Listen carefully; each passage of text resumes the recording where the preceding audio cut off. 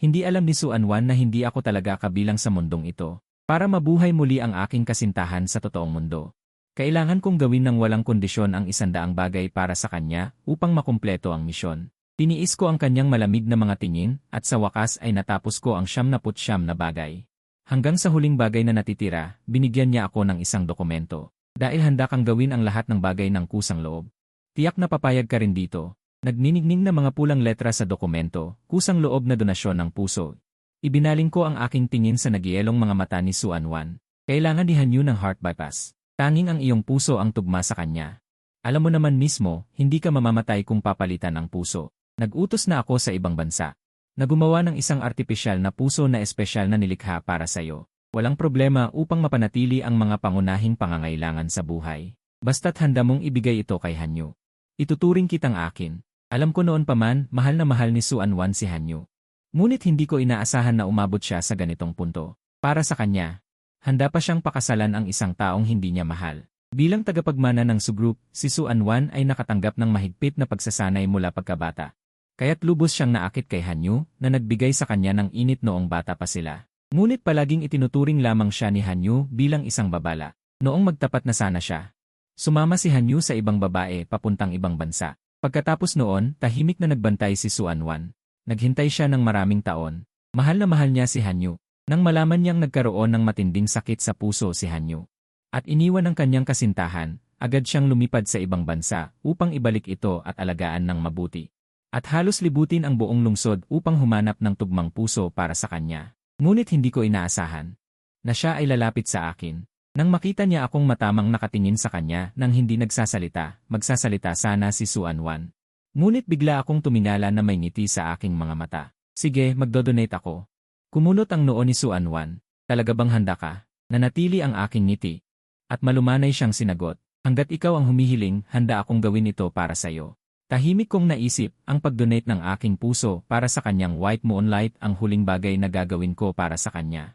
Kapag natapos ko ito, mabubuhay muli ang aking minamahal at lubusan akong aalis sa masamang mundong ito. Bago pa siya makapagsalita, kinuha ko na agad ang panulat at pumirma ng walang pag-aalinlangan. Idinagdag ni Suanwan, ang operasyon ay nakatakda sa loob ng kalahating buwan. Aayusin ko ang lahat. Hindi kita pahihirapan ng matagal. Umiti ako at tumango. Ngunit sa aking puso ay puno ng kaluwagan. Makalipas ang 3 araw, kaarawan ni Hanyu, ang lugar ng Salusalo ay nasa Marangyang cruise ship na binili ni Suanwan para kay Hanyu. Narinig ko na ang lahat ng dekorasyon sa Salusalo ay personal na dinisenyo ni Suanwan. Ang bulwagan ay puno ng pulang rosas na walang kapantay, may custom na chocolate na may nakaukit na pangalan ni Hanyu at mga paputok na sapat upang sindihan ang buong lungsod. Lahat ay nagpapakita ng kanyang pagmamahal. At sa gitna ng mga bituin, si Suanwan ay sa gitna ng palakpakan at hiyawan. Naglabas ng isang mamahaling relo na nagkakahalaga ng 10 milyon at isinuot ito mismo sa kanyang pulso. Sa isang iglap, nagulat ang buong bulwagan. Ang mamahaling relo na lumitaw sa Christie's auction kamakailan lang. Sinabing binili ng isang misteryosong milyonaryo upang ibigay sa kanyang minamahal. Hindi inaasahan na ito pala ang relo ni Su. Ang pagmamahal ni Su kay Han ay kitang-kita ng lahat. Siya ay mayaman at may kapangyarihan, at tahimik na nagbantay sa loob ng maraming taon, upang maghanap ng bagong tao para sa kanyang minamahal. Ginugol niya ang lahat ng kanyang kayamanan. Kung hindi tugma ang puso ni Su, ibibigay pa niya ang sarili niyang puso. Ang isang babaeng napakalalim ang pagmamahal, bakit hindi pumayag si Han? Sa sulok, sa lugar na hindi naaabot ng ilaw. Tahimik kong pinanood ang lahat. Narinig ko ang mga ito, hindi ako nalungkot o nasaktan. Isang bagay lang ang nasa isip ko. Ilang araw na lang, matatapos na ang misyon at aalis na ako, hindi na dapat magkaroon ng karagdagang problema. Dapat iwasan ang pakikipag-ugnayan kay Hanyu. Akala ko magiging payapa ang araw na ito, ngunit biglang nilampasan ni Hanyu ang lahat at lumapit sa akin. May kaba sa aking puso, ang instinct ko ay tumalikod at umalis, ngunit mas mabilis kumilos si Hanyu. Hinawakan niya ako mula sa likuran. Sa madilim na liwanag, nakatalikod si Hanyu sa karamihan. Malamig na sinabi, hindi pa ba sapat ang aral na natamo mo noon? Matapang ka pa bang lumapit?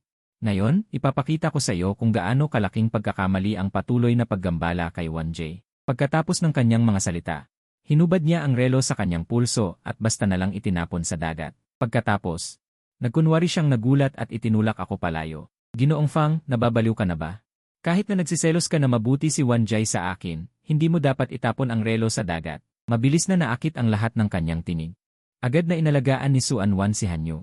Anong nangyari? Ginagambala ka na naman ba niya? Isang tunay na bata. Naisip ko ito na nakakatawa, ngunit alam ko rin. Kahit gaano pa kapalpakan ang kasinungalingan ni Hanyu, ako ang sisisihin.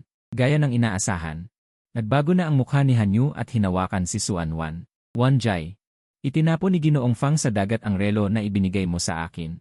Nakita kong naging malamig na parang yelo ang mukha ni Suan, ang kanyang mga mata ay parang talim na nakatutok sa akin. Ang mga sinabi ko sa iyo, itinuring mo bang hangin? Itinulak niya ako at tatalon sana sa rehas. Patungo sa dagat. Hindi, ang relo na ito ay may espesyal na kahulugan para sa akin. Gusto ko siya. Sumimangot si Suan at lalong humigpit ang hawak sa kamay ko. Nagpatunay, kailangan mo ba talagang hanapin siya ngayon? Sa kabilang banda, mariing pumihit si Hanyu. Nang marinig ang tiyak na sagot, lumingon sa akin si Suan. Malamig ang tono ngunit may kaunting damdamin, kung ganoon, kung sino ang nawalan. Siya ang dapat bumaba at hanapin. Sumunod na segundo, walang pag-aatubili niya akong itinulak pababa. Saklolo! Saklolo! Agad akong nilamon ng malamig na tubig. Unti-unting humina ang liwanag sa itaas hanggang sa tuluyang mawala. Pagod at antok na antok ako. Hindi, may isa pa akong bagay na hindi natapos. Kung hindi ko ito magawa, hindi ko na makikita si Song Shuking. Sa pag-isip nyon, hindi ko alam kung saan nanggaling ang lakas, bigla akong nagmulat ng mata. Pagkatapos, nag-umapaw akong lumangoy patungo sa ibabaw. Nang makaakyat sa dalampasigan, pagod na ako. Sumasakit ang dibdib ko sa tubig na naubo, parang sasabog, kaya pilit akong umuubo para humupa. Nahihirapan akong kumapit sa bato. Para akong isang nandidiring water ghost na haggard. Bago ako makabawi, may biglang sakit sa balikat ko. Muli akong malakas na sinipa pabalik sa tubig. Sa dalampasigan, isang grupo ng mga nakasuit na bodyguard ang walang emosyon. Malamig ang tono, sabi ni President Su, hanggat hindi mo nakuha ang bracelet. Hindi ka pwedeng umahon. Uminom ako ng maraming tubig bago bahagyang kumalma. Mukhang hindi sila titigil hanggat hindi ko nahahanap ang bracelet ngayong araw. Wala akong magawa, paulit-ulit akong sumisisid sa ilalim. Lumipas ang 3 oras. Matapos ang hindi mabilang na paglangoy pataas at pababa, sa wakas ay natagpuan ko ang bracelet. Nang umahon, nanlamig ang buong katawan ko at nawalan ng pakiramdam, maputi ang mga daliri dahil sa tubig. Binato sa akin ng bodyguard ang isang set ng damit. At sinabing magbihis ako bago lumabas. Nanginginig, dala-dala ko ang damit at pumasok mag-isa sa banyo. Sa oras na yon, tila may pumasok, pamilyar ang boses. Nang makinig ako ng mabuti, si Hanyu at ang kanyang mga kasama nga. Sinabi ni Hanyu, sobrang mahal ka ni President Su. Yung napakamahal na relo ay ibinigay niya agad, parang handa niyang ibigay ang buhay niya. Dati sabi mo ituring mo lang siyang ate. At umalis kayo ng ex-girlfriend mo sa ibang bansa. Pero nang malaman ng ex-girlfriend mo na may sakit ka sa puso, tumakbo siya. Si Ate Wan lang ang hindi ka iniwan. Ngayong marami na siyang ginawa para sa'yo, kahit pusong bato ay may init. Hindi mo naman siya ituturing na ate pa rin, di ba? Ngumiti si Hanyu, may pagmamalaki sa tono. Naloko ka rin ba? Yung pagiging ate ay dahilan lang, ang tao ay gusto ang hindi nila makukuha. Kung hindi ganun, paano ako magiging ang kanyang minimiti, ngunit hindi maabot na puting buwan? Basta't lagi kong pinapaasa si Ate Wan, mamahalin niya ako magpakailanman. Mas maganda ito kaysa maging kasama siya. Nang marinig ito ng mga kasama, nagulat sila, hindi ba? Yung sinabi mong umalis kayo ng ex-girlfriend mo ay peke lang. Ang laki ng plano mo. Masyadong malaki. Tumawa si Hanyu, syempre. Sino pa ba sa mundong ito ang makakapantay kay Ate Wan? Yung babae ay ginamit ko lang para sadyang. Para magselos si Ate Wan. Tignan mo si Ate Wan nitong mga nakaraang taon, hindi ba siya nabulok dahil sa akin? Hindi ka ba niya makalimutan? Pumalakpak ang mga kasama, ang galing. Ang husay ng taktika mo. Pero Hanyu, huwag mong sobrahan. Narinig ko na para sa puso mo, magpapakasal si Ate Wan kay Fang Yuan na yung Alipores. Kung magpakasal sila, masasayang ang mga plano mo. Kumpiyansang sumagot si Hanyu, alam ko ang gagawin ko. Bukod pa, wala naman sa puso ni Ate Wan yung lalaki. Ilang araw ang nakalipas, sinadya kong sampalin ang sarili ko ng 3 beses. At pinasampal niya ako ng 30 beses. Ngayon, itinapon ko na naman ang relo at hindi man lang nagdalawang isip. Sinipa niya ako pababa sa tubig, hanggang ngayon hindi pa ako umaahon. Marami akong paraan para pahirapan siya. Wala kang alalahanin, hindi ko sila papakasalan. Unti-unting lumayo ang kanilang mga boses. Nang tumahimik ang banyo, dahan-dahan akong lumabas, hawak-hawak ang cellphone na nagre-record. Kaya ganun lang pala ang tinatawag na puting buwan. Pinindot ko ang stop recording. Tumingin sa kumpletong recording, umiti ng may pang-aalipusta, ito na lang ang magiging huling regalo ko kay Suan. Pagbalik ko sa bahay ng Su, madaling araw na. Pagod kong itinulak ang pinto, at agad kong nakita si Suan na nakaupo sa sopa, nakakross ang mahahabang binti. Malamig ang ekspresyon. Mataman niya akong tinitigan nang makita akong pumasok. Lalong lumamig ang kanyang mukha. Binalaan na kita, bakit mo pa inaano si Hanyu? Kaya pala, nakaupo siya sa sala at naghihintay para lang tanungin ako. Sa pag-iisip ng recording sa telepono, gusto kong kunin ito agad. Pero nang dumampi ang kamay ko sa malamig na shell ng telepono, bigla akong nagising. Dahil sa pagmamahal ni Suanwan kay Hanyu, kahit na ang katotohanan ay nasa harap niya. Hindi siya maniniwala. Baka isipin pa niya na may ginagawa akong lansangan. Ang pinakamagandang oras para lumabas ang recording na ito ay pagkatapos ng aking kamatayan dahil ang patay ay hindi nagsisinungaling. Ngumiti ako ng pilit, tumingala at naghanap ng dahilan. Sinabi ko, isipin mo na lang na mahal kita, kaya sobrang naiinggit ako sa kanya, kaya ginawa ko ang mga ito. Pagkasabi, lumingon ako at diretsyo sa aking kwarto. Naiwan si Suanwan na nagtataka ang ekspresyon. Tumingin siya sa aking likuran na tahimik na nakatulala. Isang araw, kaarawan ng aking minamahal na si Song Shuking. Madaling araw, lumabas si Suanwan. Para sa akin, ito ay isang magandang pagkakataon para walang alinlangan kung ipagdiwang ang kaarawan ni Song Shuking. Dati, tuwing kaarawan niya, ako mismo ang gumagawa ng cake at pumipili ng regalo para sa kanya. Sabay kaming masayang pumapaypay ng kandila at kumakain ng cake. Naaalala ko ang mga eksenang iyon, hindi ko mapigilan ang ngiti. Masigla akong nagluto, gumawa ng maraming putaheng gusto ni Song Shuking, at gumawa rin ng cake at longevity noodles, inayos ang lahat. Pagkatapos ng lahat, kinuha ko ang litrato ni Song Shuking at marahang hinimas ang maganda at pinong mukha ng babae. Maganda at pinong pisngi, maligayang kaarawan. Bago ko pa masabi ang pangalan ni Song Shuking, biglang may nagtulak ng pinto. Pumasok si Suanwan ng mabilis, nagtagpo ang aming paningin. Medyo kakaiba ang atmosfera. Nagmamadali kong itinago ang litrato. Samantalang si Suanwan ay nakatingin sa lahat ng nasa harap. Halatang nagulat, pagkatapos ay biglang dumilim ang kanyang mga mata. Paano mo nalaman na kaarawan ko ngayon? Natigilan ako. Lumitaw sa isip ko ang impormasyong ibinigay sa akin ng sistema tungkol kay Suanwan. Kaarawan din ni Suanwan ngayon. Ang pamilya Su ay may 2 anak na babae. Si Suanwan ay malamig ang ugali, siya ang panganay, kaya mula pagkabata ay napapabayaan. Ang kanilang kaarawan ay isang araw lang ang pagitan, pero ang mga magulang ay laging naalala lamang ang kaarawan ng nakababata. Hanggang sa kalaunan, ang mga magulang at ang nakababata ay namatay sa isang aksidente sa sasakyan. Bago mamatay, ang kanilang mga katawan ay mahigpit na yakap ang nakababata.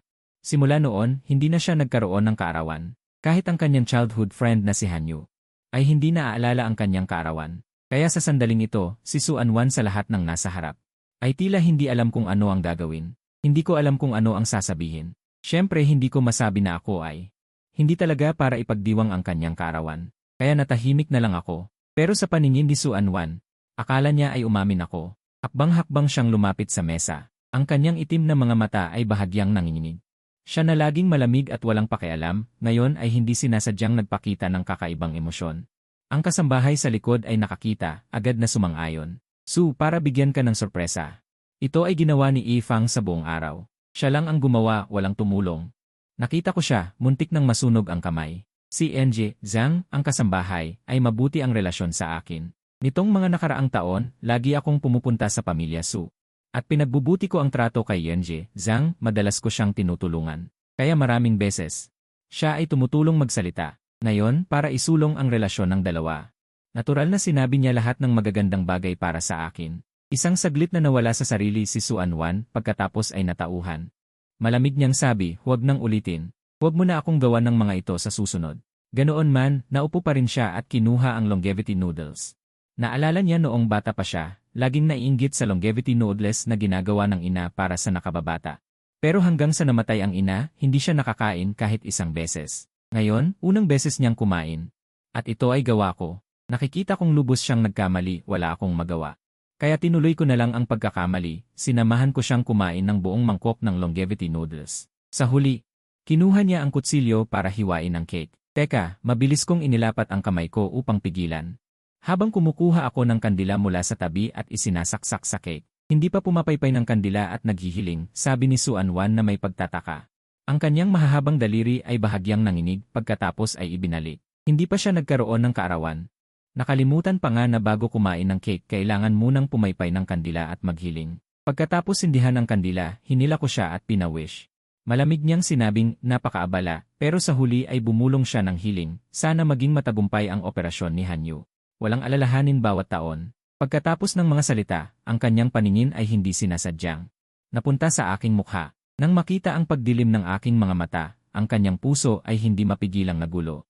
Tumayo siya para umalis, ngunit sa mismong sandaling iyon, ang chandelier sa itaas bigla na lang bumagsak ng walang babala. Sa sandaling bumagsak ang chandelier patungo kay Suanwan, ang aking puso ay biglang kinabahan. Kung mamatay ang target ng misyon, direkta nang mabibigo ang misyon ko, kahit hindi ko na inisip. Tumalon ako patungo kay Suanwan, mag-ingat. Ang mga baling ilaw ay nagkalat na parang bulalakaw. Biglang naging parang panaginip at makulay ang sala, at sa nakasisilaw na liwanag na ito, ako'y sumuray-suray at bumagsak. Bago ako tuluyang mawalan ng malay, tila nakita ko si Suanwan na mabangis na tumakbo papunta sa akin. Siguro nasaktan ako ng ilaw, kung hindi, bakit ko makikita si Suanwan na nag-aalala sa akin? Hindi ko alam kung gaano katagal akong nakatulog ng mahimbing, nang magising ako, nasa ospital na ako. Sa tabi ng kama, si Suanwan ay nagbabantay nang makita akong nagising. Para siyang natatakpan ng lamig, bakit ka sumugod? Ayaw mo na bang mabuhay? Medyo mahilo pa ang ulo ko, pero alam ko sa puso ko na hindi ko dapat sabihin sa kanya ang totoo. Kung siya ang nasaktan, paano ko matatapos ang misyon ko? Paano ko muling bubuhayin si Song Shuking? Tiningnan ko siya, matalim ang tingin, dahil mahal kita. Dahil mahal ko siya, handa akong masaktan, dahil mahal ko siya, handa akong ibigay ang puso ko. Dahil mahal ko siya, kahit ano ay gagawin ko para sa kanya. Hindi na matandaan ni Suanwan kung ilang beses na niyang narinig ang gayong taos pusong deklarasyon ng pag-ibig, parang wala pang tao. Na laging siya ang inuuna ng buong tibay. Sa pag-alala sa mga panahong nasa tabi ko siya, napakarami kong nagawa para sa kanya. Noong lasing siya, ako ang nagbantay sa kanya buong gabi, kahit saan siya naroon. Isang tawag lang, agad akong darating. Kahit na para kay Hanyu. Ay madalas niya akong sinasaktan, hindi ako nagduda. Ano kayang matindi at malalim na pag-ibig? Ang makapagpapagawa sa akin ng ganito. Nanginginig ang puso ni Suanwan, magsasalita sana siya. Ngunit biglang itinulak ang pinto, Wanji, masama ang balita. Nagpakamatay si Hanyu. Agad na naging maigting ang kanyang ekspresyon, at tumayo siya mula sa upuan. Anong sinabi mo? Agad na nagpaliwanag ang dumating, na ospital na siya. Ngunit sobrang dami ang nawala sa kanyang dugo, kailangan agad ng dugo, at kulang ang blood bank. Hindi ba pareho ang blood type ni Fang Yuan at Hanyu? Papuntahin siya para mag-donate agad. Ito ang unang pagkakataon na nagpakita siya ng pag-aalinlangan sa pagitan ni Hanyu at ako, nanimikip ang kanyang noo, at may bahagyang awa sa kanyang mga mata. Wala nang ibang paraan siya rin ay nasaktan kamakailan. Nagulat ang lahat. Hindi inaasahang si Suanwan, na laging inuuna si Hanyu, ay mag-aalangan ngayon. Nagtinginan sila. Hindi makapaniwala, Wanji, ano ba ang sinasabi mo? Si Fang Yuan ay isang lapdog, nag-aalala ka pa ba sa kanya? Lalong nagdilim ang mukha ni Suanwan. Nang magsasalita na siya, binuksan ko na ang kumot at nauna nang bumaba sa kama. Sabay suot ng jacket at naglakad palabas, tara. Maaari akong mag-donate ng dugo. Sa ngayon, syempre mas mahalaga ang buhay ni Hanyu kaysa sa akin. Pagkatapos ng lahat, kung siya ay mamatay, hindi ko matatapos ang misyon ko. Hindi ako nalulungkot, pero noong nasaktan ako, ang puso ni Suanwan ay biglang sumakit. Ito ang unang pagkakataon na nakaramdam siya ng sakit ng puso dahil sa akin. Nakaramdam siya ng labis na kalokohan, sa kabila na si Hanyu ang pinakamahalaga sa kanyang puso, pero naawa siya sa ibang lalaki. Siguro ito ay pagkakasala, pakiramdam niya ay may utang siya sa akin. Dahil lang iniligtas ko ang kanyang buhay, normal lamang na maawa siya sa akin. Paulit-ulit na sinasabi ni Suanwan sa sarili. Bago sumunod sa akin patungo sa blood donation room. Malamig ang aircon sa blood donation room, at manipis lang ang jacket ko. Hindi sinasadya akong nanginginig. Sa tabi ko, pinapanood ni Suanwan ang nurse. Na hindi gaanong malumanay na galaw, lalo siyang nakasimangot, sapat na ba? Gaano pa ba ang kukunin? Sobra na ba? Itinaas ko ang aking ulo. At seryosong sinabi, huwag kang mag-alala, alam ng mga doktor ang limitasyon. Hindi ito makakaapekto sa operasyon ng pag-donate ng puso sa mga susunod na araw. Natigilan si Suanwan.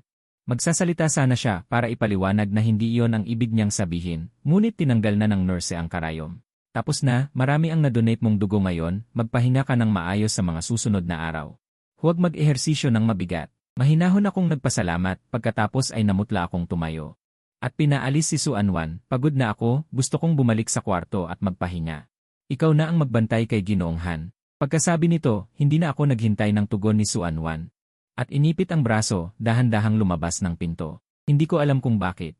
Medyo nababagabag ang loob ni Suanwan, hindi niya masabi kung anong uri ng damdamin ito. Alam lang niya na parang may malaking bato na nakadagan sa kanyang dibdib, sobrang bigat. Na para bang hinihinal siya. Sa mga sumunod na araw, na ospital ako. Sakto naman na malapit na rin ang operasyon ko, mas madali rin sa ospital. Minsan may nurse na pumupunta para mag-check sa akin.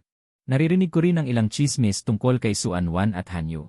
Alam mo na, yung pasyente sa E-ward, ang laki ng drama. Si Kim Erhan daw. Inukupan niya ang buong palapag ng E-ward, siya lang ang pasyente doon. Noong nagdala ako ng gamot, nakita ko mismo yung taong karaniwang parang Diyosa sa harap ng iba. May dalang cake, napakalambing niya habang pinapakain ito. Kung magkakaroon lang ng ganitong kasintahan sa buhay, sulit na mamatay. Tuwing naririnig ko ito, tahimik akong pumipikit, hindi ko pinapansin ang kanilang usapan. Hindi ko kailangan mainggit kaninuman. Ang Song Shuking ko ay ang pinakamabuting babae sa mundo. Malapit na. Makikita ko na ang taong pinakagusto kong makita. Palapit ng palapit ang araw ng operasyon. Si Suan-Wan ay nagiging kakaiba. Bawat araw ay pumupunta siya sa ward ko at nagdadala pa ng mga paborito kong pagkain. Marahil ay natatakot siyang magbago ang isip ko, kaya nitong mga huling araw ay todo siya sa akin. Hindi naman niya kailangan gawin ito. Mas mahalaga pa sa akin ang operasyong ito kaysa sa kanya. Matagal nang nakahiga sa kama, hindi ko napigilan at bumangon para maglakad. Dumating ako sa kanto ng hagdan.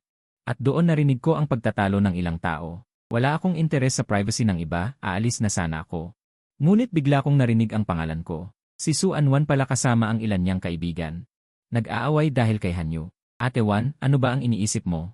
Hindi ba't si Hanyu ang pinakamamahal mo? Ngayon ay namimilit siya sa pamamagitan ng pagpapakamatay, ayaw ka raw pakasalan. Bakit nag-aalangan ka pa at hindi sumasang-ayon? Matagal na katahimikan. Ang malamig na boses ni Suan-Wan ay dahan-dahang nagsalita. Hindi ko siya pakakasalan. Kung hindi siya mag-donate, ano ang gagawin? Ang iba ay napahinga ng maluwag, tumawa ng mapanlait. Wala kang dapat ipag-alala. Sa mga nakaraang taon, nakita namin kung gaano mo siya kamahal. Kahit hindi mo siya pakasalan, mag-donate pa rin siya. At sa ganitong paraan, hindi mo kailangan isakripisyo ang iyong kaligayahan at posibleng magkaroon kayo ni Hanyu. Hindi ba't gusto mo si Hanyu? Kitang-kita ko nitong mga araw na iba ang tingin niya sa iyo. Sobra mong pagmamahal. Sino ba ang makakatanggi? Kahit ayaw aminin ni Hanyu, tiyak na in love na siya sa iyo. Nag-usap-usap sila ng matagal, ngunit hindi pa rin bumitiw si Suan-Wan. Nang makita siyang tahimik, napagtanto ng lahat ang isang bagay, hindi makapaniwala. At Wan, ano ba ang pinag-aalanganan mo? Hoy, hindi mo ba talaga nagugustuhan si Fang Yuan? Ang katagang ito ay tila nagpabalik sa katinuan ni Suan-Wan. Nagbago ang ekspresyon niya. Sa sobrang lamig na tono ay sinabi, gusto, hindi ako kailanman magugustuhan siya.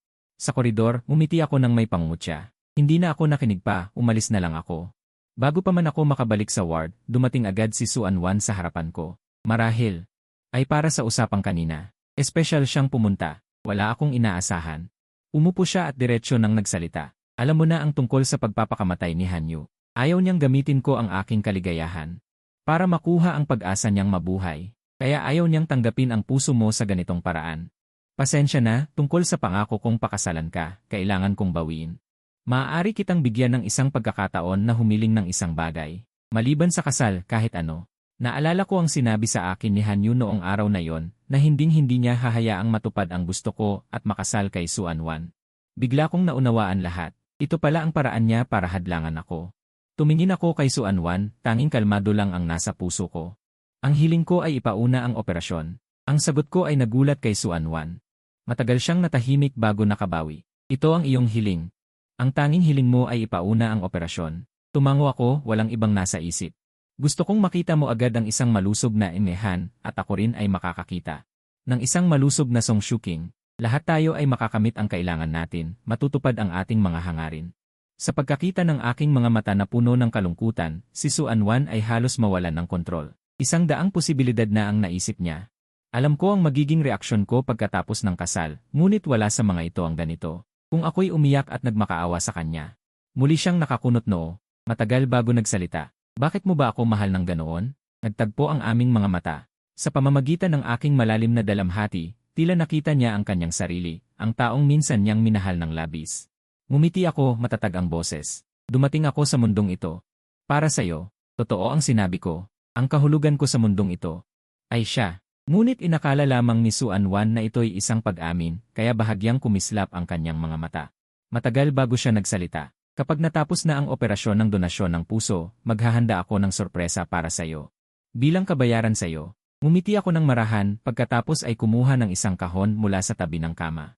Inilahad ito sa kanya. Ang galing ng pagkakataon, naghanda rin ako ng sorpresa para sa'yo. Natigilan si Suanwan, halos buksan na ito nang pigilan ko siya. Pagkatapos ng aking operasyon mo nabuksan, hindi maintindihan ni Suanwan bakit. Dahil sa araw na yon lamang, mas magiging nakakagulat. Sa loob ng kahon, isang voice recorder lamang ang laman, ang usapan ni Hanyu at ng mga kasamahan niya noong nakaraan.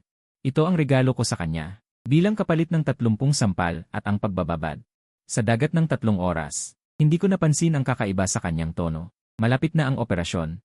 Ayaw ko ring makipagtalo sa kanya dahil sa maliit na bagay na ito. Mahigpit niyang hinawakan ang kahon at tumango. Sa araw ng operasyon, nakadamit akong puting surgical gown, itinulak ng nurse patungo sa operating room. Sa paghihiwalay, nakatayo siya sa pasilyo, pinagmamasdan ang aking papalayong figura. Biglang sumakit ng labis ang kanyang puso, namutla ang kanyang mukha dahil sa sakit, para bang may mahalagang bagay. Sa kanyang buhay na tila palihim na umaalis. Sa unang pagkakataon, nawalan siya ng kontrol at lumapit. Hinablot ang doktor na papasok na sa operating room. Sigurado ka ba na walang problema ang artipisyal na puso?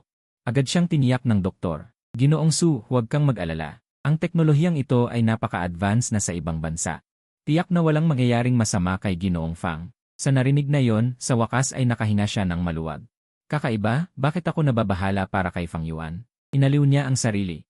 Pagkatapos ng lahat, ito ay tungkol sa buhay, kaya hindi nakapagtataka ang ganitong reaksyon. Pagkatapos ay naupo siya sa bangko sa labas ng pinto. Sa loob ng operating room, tinitigan ko ang puting ilaw sa itaas, pumipintig ng malakas ang aking puso. Sa wakas dumating na ang araw na ito.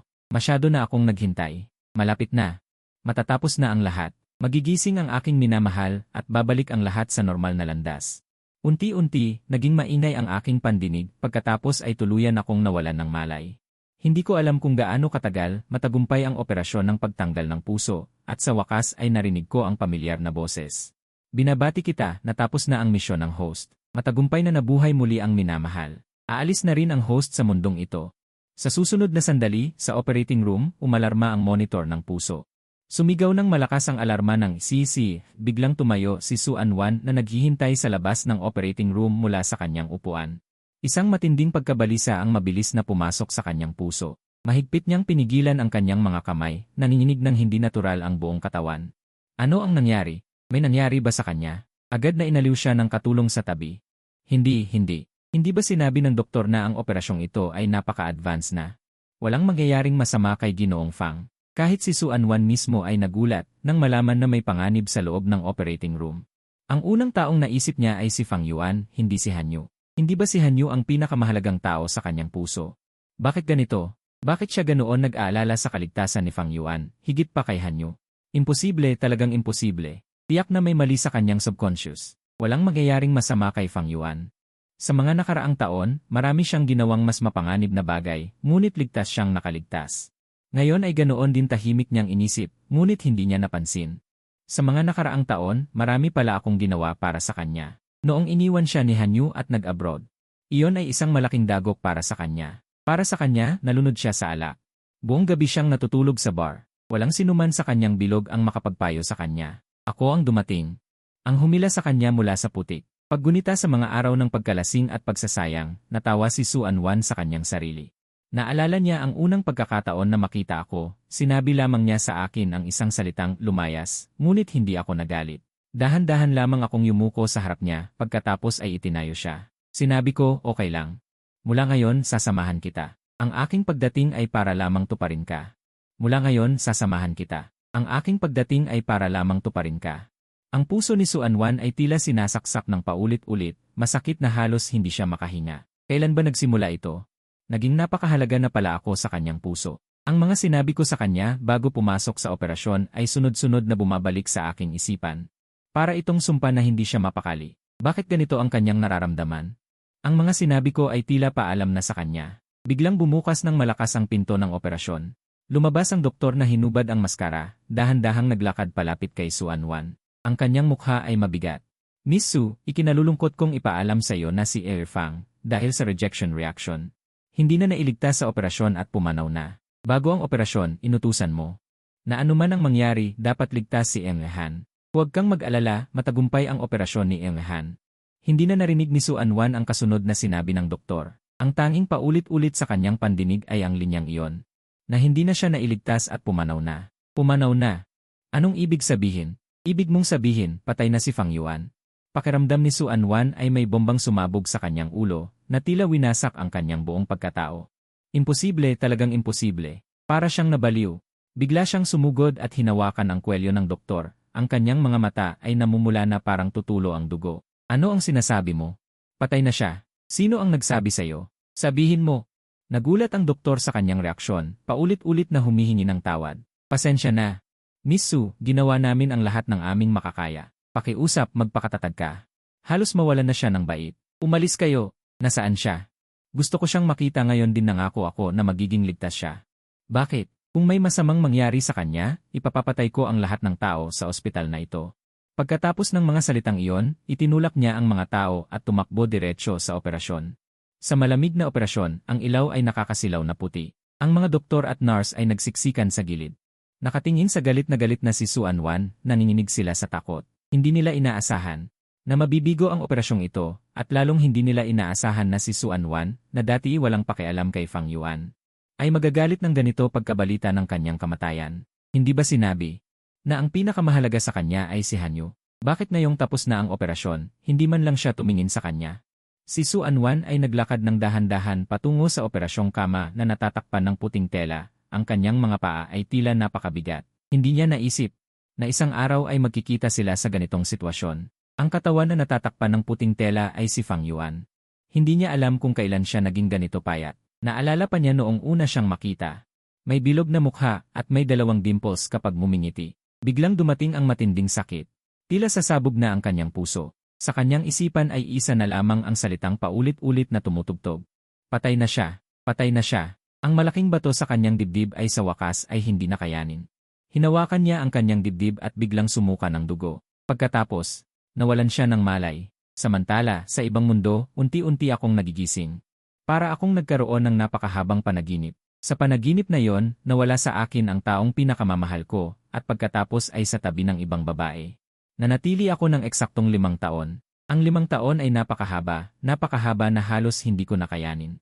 Buti na lang at natapos ko na ang misyon at tuluyang bumalik sa aking mundo. Sa pagpasok ng liwanag sa silid, binuksan ko ng tuluyan ang aking mga mata. Tiningnan ko ang mga kasangkapan sa bahay, pamilyar na ayos. Ang puno ng akasya sa labas ng bintana, ang mga dahon ay dilaw na. Ang mga water lily sa bintana ay tuyo na. Bumalik na. Bumalik na.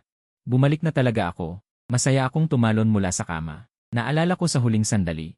Sinabi sa akin ng sistema na matagumpay ang aking misyon. Kaya, buhay na rin si Song Shuking. Naisip ito, mabilis akong tumakbo palabas ng silid. Tinatawag ang pangalan ni Song Shuking. Shuking! Shuking! Nasaan ka? Sa pag-isip na makikita ko siya, naging sobrang excited ako at wala nang ibang inisip. Ngunit matagal akong naghanap at ang dati kong masayang puso ay biglang nanlamig. Niloko ba ako ng sistema? O panaginip lang ba ang lahat? Wala talagang sistema at hindi rin ito maaaring magbuhay ng patay. Walang lakas akong naupo sa sahig. Ang aking luha ay hindi mapigilan. Bakit? Bakit ako ginaganyan ng langit? Panaginip lang ba talaga ang lahat? Ngunit ang 5 taon na yon ay sobrang totoo. Hindi ako naniniwala. Hindi ako naniniwala sa luha, pakiramdam ko lang ay ang aking kaluluwa ay inalis na. Kung hindi ito mabubuhay muli, mas gugustuhin kong manatili magpakailanman sa panaginip. Huwag na akong gisingin, at least doon, may pag-asa pa akong tutuklawin para mabuhay. Siya lang ang aking pamilya, nagkakilala kami sa orphanage, at magkasama kaming lumaki. Kaya para sa akin, siya ang buong mundo. Ang sakit na nadama ko ay parang muli kong naranasan. Ang kanyang kamatayan, hindi ko makalimutan kailanman ang aksidente. Nang siya ay duguan na nakahiga sa aking mga bisig. Kung hindi dahil sa aking katigasan ng ulo at away namin, hindi ako sasagasaan ng sasakyan. At hindi siya matatamaan para iligtas ako. Lahat ng lahat ay kasalanan ko. Sakit, sobrang sakit. Napaupo ako sa sahig, umiiyak ng hindi mapigilan. Kung hindi siya mabubuhay muli, bakit ginamit ng sistema ang ganitong paraan para lokohin ako? Nakakatuwa ba akong paglaruan? Magbigay ng pag-asa, tapos sisirain ito ng tuluyan. Kung gusto ng sistema na makita akong mamatay ng masakit, ibibigay ko ito sa kanya. Tumayo ako mula sa sahig, lumapit sa coffee table. Kinuha ang fruit knife at dahan-dahang inilapit ito sa aking pulso. Ang ideyang ito ay matagal ko nang napagpasyahan noong siya ay namatay, ngunit sa huling sandali. Ang sistema ay lumitaw at nagbigay sa akin ng pag-asa, kaya pansamantalang tinigil ko ang pag-isip ng pagpapakamatay.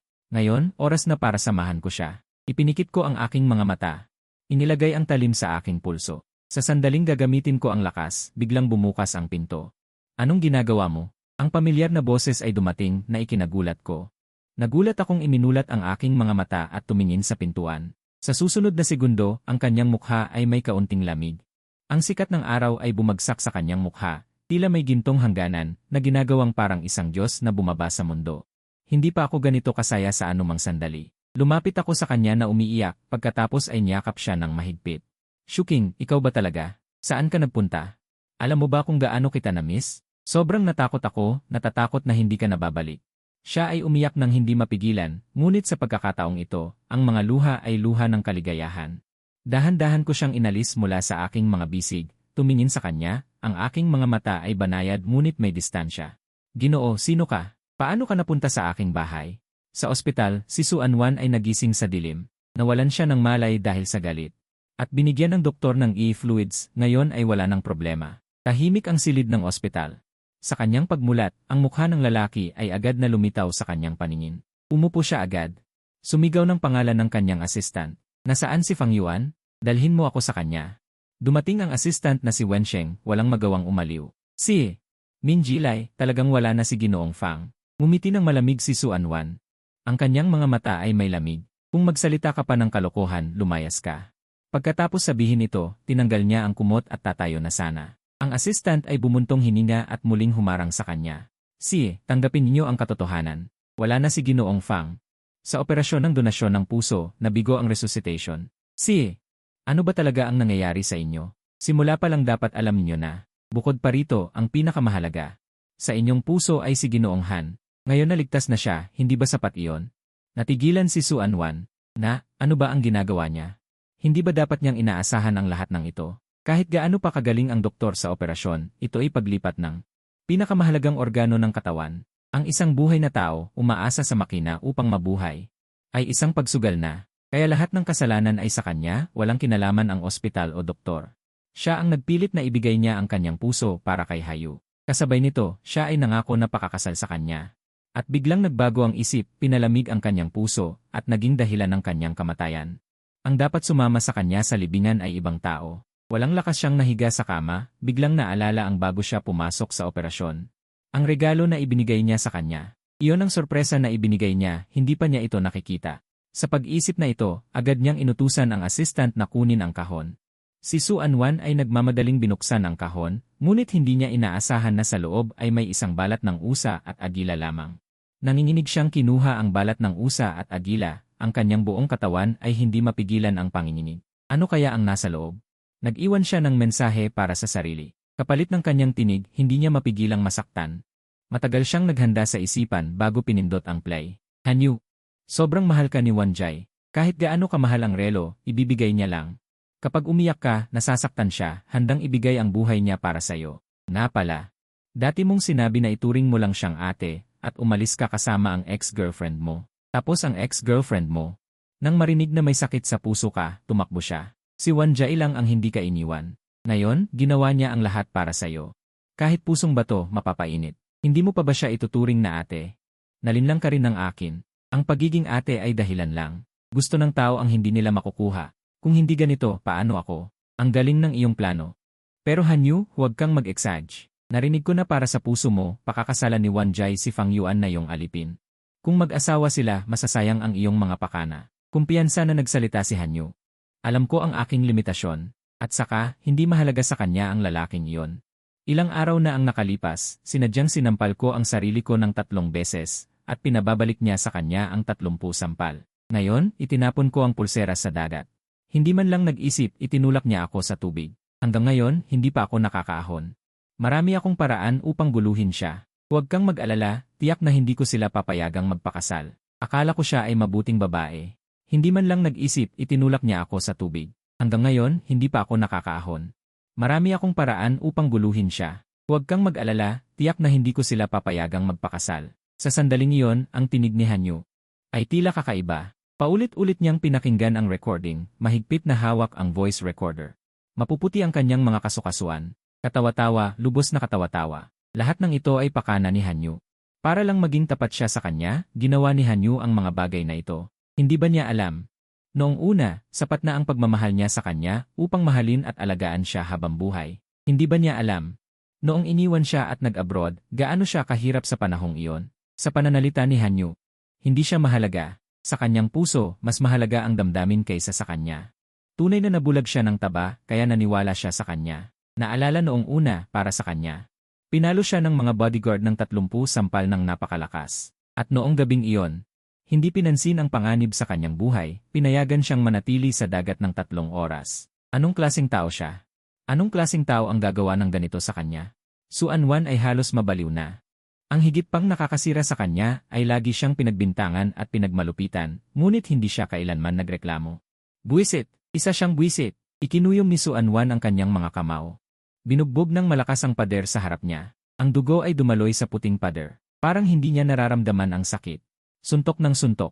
Diyos ko, kung maaari lamang bumalik ang panahon. Ngunit huli na ang lahat. Pagbalik mula sa ospital, si Suan-wan ay wala na sa sarili.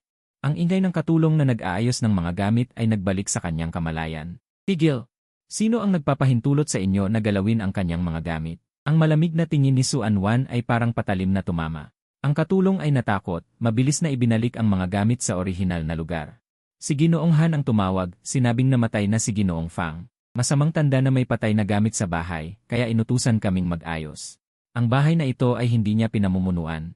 Mula ngayon, kung wala ang utos ko, walang sinuman ang gagalaw sa mga gamit ni Fang Yuan. Tumango ang lahat. Bumuntong hininga ang katulong na si Zhang Ma. Habang nag-aayos, hinimas ang kanyang mga mata. Ginoong Fang, sa susunod na buhay, mahalin mo ang sarili mo. Huwag nang magbigay sa mga taong hindi karapat-dapat.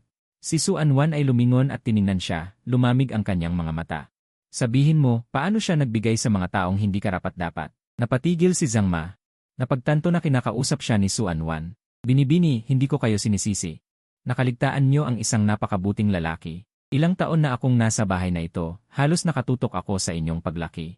Sa mga taong ito, maraming lalaki ang lumapit sa inyo, ngunit walang katulad ni Ginoong Fang. Ang iba ay lumalapit. Para sa inyong katayuan o sa inyong anyo. Si Ginoong Fang lamang ang walang hinihingi, tunay na nagmamahal sa inyo. Naunawaan ito ni Suan-wan. Inutusan siyang magpatuloy. Alam ko na maganda ang relasyon ninyo ni Ginoong Han, magkasama kayong lumaki, at gusto ninyo siya. Ngunit hindi siya katulad ni Ginoong Fang. Noong iniwan kayo at nag-abroad, paano ninyo nalampasan ang panahong iyon? Alam nating lahat, kung tunay siyang nagmamahal sa inyo, hindi siya aalis noong panahong kailangan niyo siya. Si Ginoong Fang ang laging nasa tabi niyo. Pinalabas ka. Noong una, laging lasing ka. Kahit ganoon na lang. Pupuntahan ka niya, babalikan ka, at alagaan ka buong gabi. Tuwing lasing ka, sumisigaw ka at gusto mong pumunta sa Inglaterra para kay Emhan. Sisirain mo ang kwarto, minsan mananakit ka pa. Kaming mga katulong, walang mangahas na alagaan ka. Tanging si Eli Fang lang ang walang takot. Sa totoo lang, hindi siya walang takot. Ayaw lang niyang mahirapan ka. Isipin mo, sa mga araw na ito, lahat ng hinihiling mo sa kanya, ginawa niya lahat. Sinabi mong gusto mo ng handmade na merienda sa umaga, bumangon siya ng maaga. Sinabi mong pangit ang mga bulaklak sa bakuran.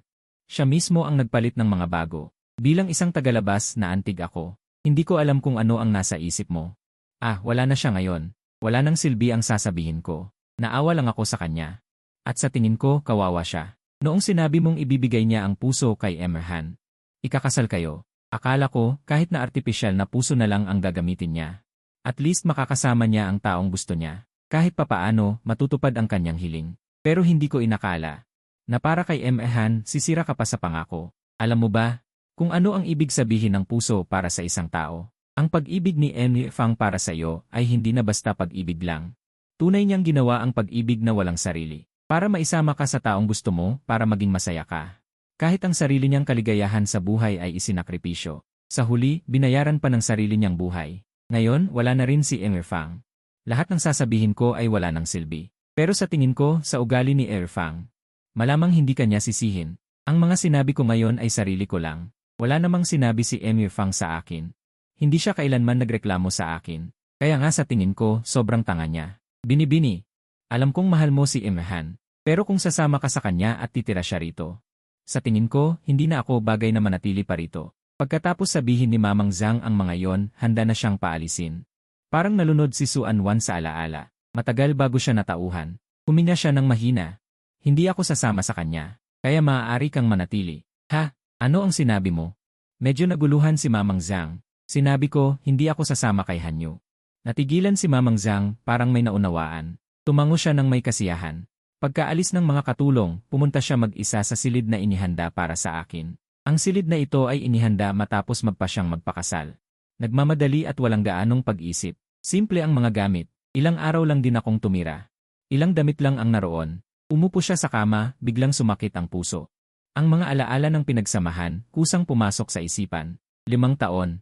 Siya ay naging bahagi na ng aking buhay, hindi na maaaring mawala. Ako ang mabagal. Kaya nawala siya. Sa mga sumunod na araw, ikinulong niya ang sarili sa silid. Walang pinapasok. Hindi rin sinasagot ang mga tawag ng kaibigan. Matapos ang operasyon ni Hanyu, hindi man lang siya dumalaw kahit isang beses. Sobrang kakaiba ito. Noong dati, sipon lang siya. Kinakabahan siya at hindi lumalayo. Ngayon, sa ganitong kalaking operasyon, wala siyang reaksyon. Gustong tumawag ni Hanyu kay Suanwan, ngunit hindi siya sinasagot. Pinilit ni Hanyu na kumalma. Pero hindi niya maiwasang isipin, kung nalaman ni Suanwan ang totoo, ano ang gagawin niya para mapabalik ito. Minahal niya ito ng maraming taon, hindi ito madaling magbago. Sa pag-isip nito, nagpalit ng damit si Hanyu, dali-daling pumunta sa tahanan ng Su. Huminto ang sasakyan sa harap ng gate ng Su.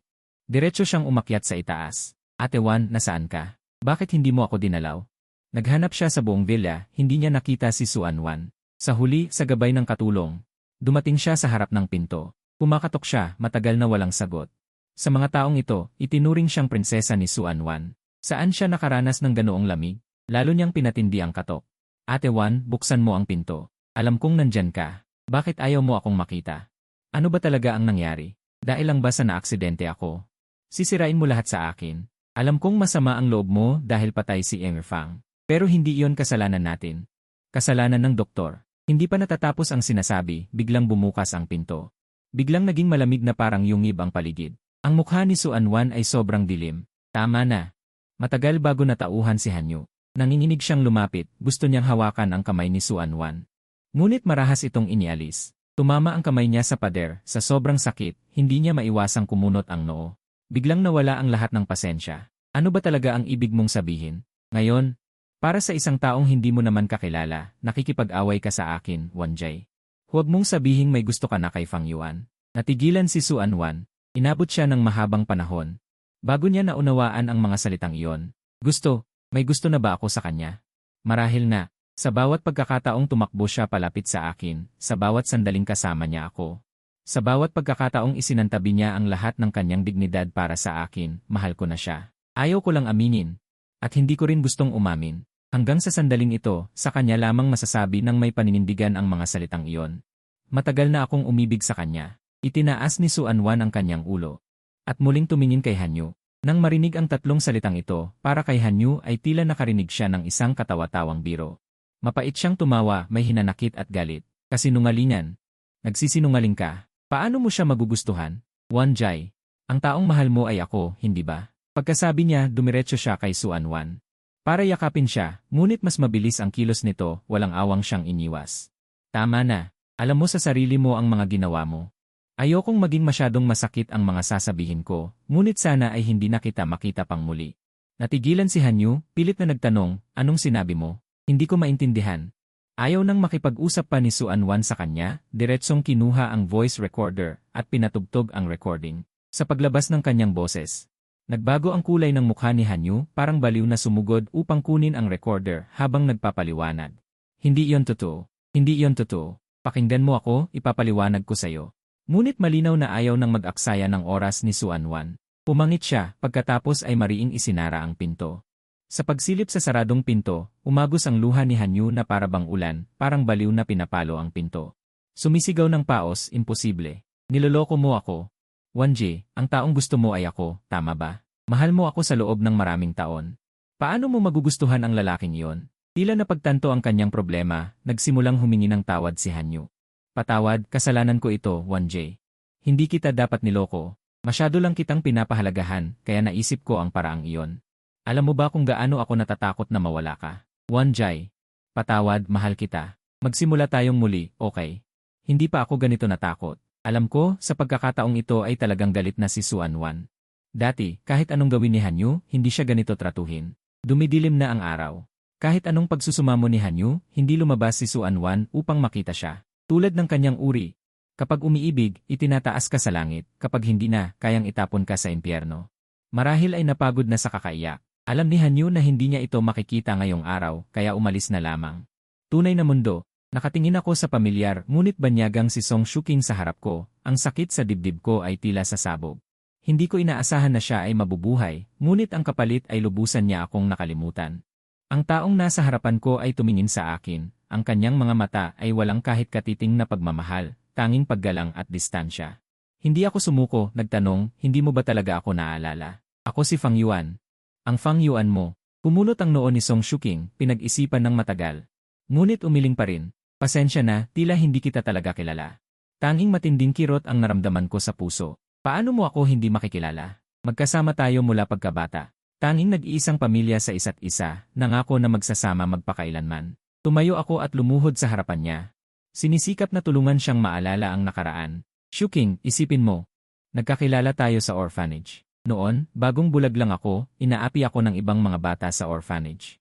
Ikaw ang nagprotekta sa akin. At saka, noong mga panahong iyon, araw-araw akong hindi busog. Ikaw din ang palihim na nag-iwan ng biskwit mo para sa akin. Pagkatapos, pumasok tayo sa universidad. Nagtrabaho, laging magkasama sa buhay. Nangako tayong magpapakasal pagkatapos ng bagong taon. Magsasama magpakailanman. Hindi mo ba naaalala ang lahat ng iyon? Tumingin si Song Shuking sa harap. Sa lalaking may kumikislap na mga mata. Hindi niya alam kung bakit, basta naramdaman lamang ang kirot sa kanyang dibdib. Gusto niyang alalahanin ang mga nakaraan na aking binanggit, ngunit gaano man siya kahirap mag-isip, blanko lamang ang lahat. Kilala ba talaga natin ang isa't isa? Ngunit bakit wala siyang matandaan? Kahit na. Ang aking sinabi tungkol sa kanyang aksidente sa sasakyan, wala rin siyang memorya. Ang lahat ng ito. Ano ba talaga ang nangyayari? Dahil hindi niya maalala, pansamantala ko na lang itong itinigil. Basta't mabuhay siya, anong mahalaga kung pansamantala niya akong hindi maalala? Mahahaba pa ang mga araw na darating. Sasamahan ko siya, unti-unting pupunuin ang mga alaalang nawala sa atin. Sa pag-isip nito, napawi ang aking pagkabahala. 5 taon na akong naghintay, hindi ako natatakot na maghintay pa ng isa pang 5 taon. Higit sa lahat, ito ang babaeng minamahal ko, banayad. Makatwiran, ngunit sa hindi malamang dahilan sa aking isipan. Biglang sumulpot ang mukha ni Suan Wan. Hindi ko alam kung kumusta na siya ngayon. Marahil ay alam na niya ang aking pagkamatay. Ano kayang magiging reaksyon niya? Malamang ay makaramdam siya ng kaunting pagkakasala dahil 5 buong taon akong nasa tabi niya. Sa loob ng silid, nadama ni Suan Wan na ang lahat ng bagay sa mundo ay nawalan ng kulay. Hindi niya akalaing darating ang araw na mawawala ako sa kanya, lalo na't hindi niya inaasahan na ang pagkawala ko ay magdudulot sa kanya ng labis na sakit. Nadama niya na siya ay malapit ng mabulunan. Mahal na mahal pala niya ako ng napakalalim. Kung maaari lamang bumalik ang panahon, hindi na niya gagawin ang mga yon. Pahahalagahan niya ako, gagamitin niya ang lahat ng kanyang makakaya upang ako ay mabayaran. Ngunit ngayon, kahit gaano pa siya magsisi, wala na itong silbi. Naalala niya ang sinabi ko sa kanya na ako ay naparito sa mundong ito. Para sa kanya, ngayong wala na ako sa kanyang mundo, tila wala na rin siyang dahilan upang mabuhay. Tiningnan niya ang madilim na langit sa labas ng bintana, at biglang nagkaroon ng hangaring tumalon mula roon upang wakasan ang lahat. 3 araw na siyang hindi kumakain, kaya't ang kanyang isip ay medyo malabo. Sinabi sa kanya ng nakaraang buhay na kung siya ay tatalon mula rito, makikita niya ako. Hindi niya napigilan ang sarili at binuksan ang bintana. Ang malamig na hangin ay nagpapanginig sa kanya, ngunit tila hindi niya ito napapansin. Pumunta siya at tumayo sa bintana. Sa sandaling pumikit siya, biglang may narinig na boses sa kanyang isipan, "Host, kumusta? Ngayon, mayroon kang misyon ng pagsakop. Kapag natapos mo ito, maaari kang manatili sa aking mundo. Gusto mo bang itali ang sistema upang simulan ang pagsakop?" Ang sistema at aking mundo, mga banyagang salita na biglang nagpabalik sa kanya sa katinuan. Hindi ba namatay si Fang Yuan? Sa ibang mundo lang siya nagpunta. Agad na nagtanong si Suan Wan. Anong misyon? Mekanikal na sagot ng sistema, gawing mahalin siya ni Fang Yuan sa loob ng 3 buwan. Nagalak ang puso ni Suan Wan. Mahal na niya ako ng buong puso, hindi ba't napakadali ng misyong ito? Binigyan niya ako ng langit ng pagkakataon upang mabayaran siya. Kaya naman, paalala, kapag ang host ay nabigo sa misyon, babalik siya sa kanyang sariling mundo. At mawawala ang lahat ng kanyang ari-arian, magiging walang-wala magpakailanman. Hindi man lang nag-isip si Suan Wan. At pumirma na sa kasunduan. Kung wala si Fang Yuan, anong silbi ng kayamanang ito? Bukod pa rito, naniniwala ako sa kanya. Hindi niya ako pababayaang mabigo. Tumulog ang mekanikal na boses ng sistema, tagumpay na naitali ang sistema. Magsisimula na ang 3 buwang countdown. Host, naway magtagumpay ka. Kasabay nito, isang nakakasilaw na liwanag ang dumating.